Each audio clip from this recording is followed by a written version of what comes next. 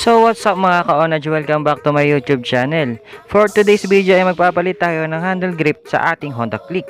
At ituturo ko sa inyo kung paano nga ba magpalit ng handle grip. Kaya stay tuned lang mga ka-onage and don't forget to subscribe to my YouTube channel. So ayan mga ka-onage, for today's video ay papalitan na natin itong ating handle grip. So pansin nyo naman medyo sira na yung ating handle grip na nakakabit. So kaya naisipan ko ng palitan. So ituturo ko na rin sa inyo kung paano ito palitan. So ang gagamitin pala nating handle grip ay si Pro Taper. So yan guys. Una mga ka-onage is maghahanda muna tayo ng screwdriver. So ito yung pantatanggal natin dun sa screw sa tip ng ating handle grip. So yung sa akin guys is madali na lang siya dahil natanggal ko na yung sa stock. So kapag hindi pa tanggal yung sa stock, gagamit tayo ng vice grip ang ipit natin dun sa may dulong bakal. So kapag natanggal na natin yung screw sa dulo ng ating handle grip, so ikot-ikotin na lang natin to guys, then hilahin natin. So madali lang naman siya tanggalin, di tulad dun sa kabila nating handle grip. Yan, so ganyan lang kadali yan guys. Yan, so medyo lilinisan lang natin ito mamaya. Dinalagyan lang natin ng oil para mabilis natin may salpak yung ating bagong handle grip.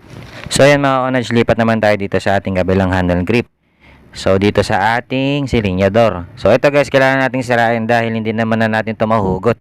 At hindi rin naman natin gagamitin itong sirang handle grip. So sirain na lang natin guys. So pag nahiwa nyo naman yan is madali na lang naman siyang matanggal. So make sure lang na mag-ingat tayo sa paggamit ng cutter or kutsilyo para hindi tayo masagatan.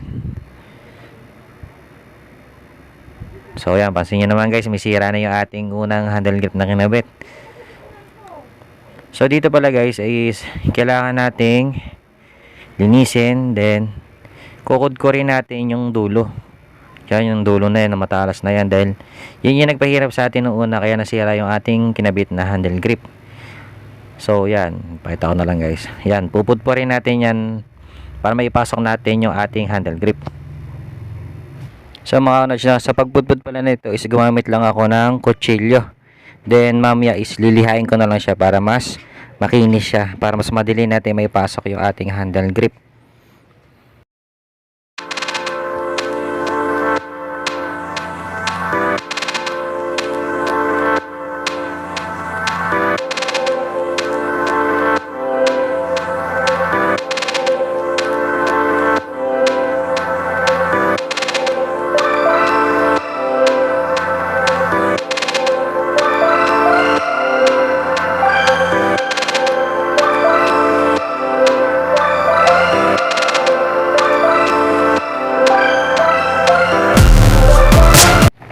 So yung mga ka-onage, kapag napudpud na natin yung dulo ng ating silinyador is lalagyan na natin siya ng oil para madali natin maipasok yung ating handle grip.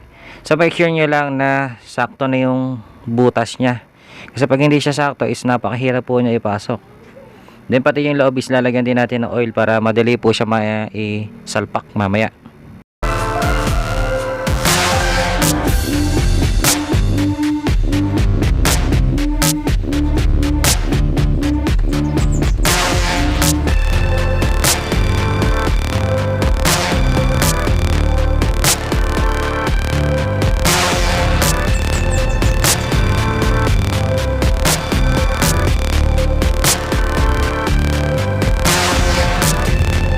So yung mga ka-onage, kapag pumasok na yung dulo niya is okay na yan guys. So isasagad na lang natin siya.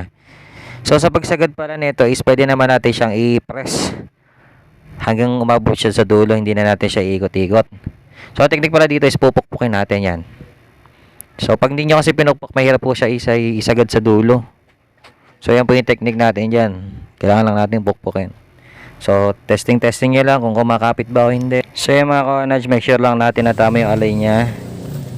So lipat naman tayo dito sa kabila nating handle grip. So dito is napakadali lang naman siya ikabit. So ipapasok nyo lang naman siya guys, then ialan nyo lang siya ng ayos.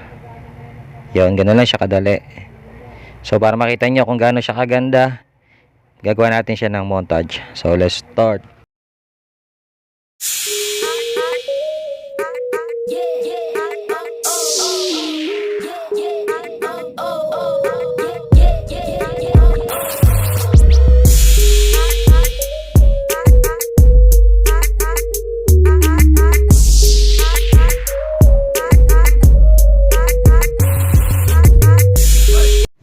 So yung mga kaunad, sana marami kayong natutunan sa ginawa natin ngayon.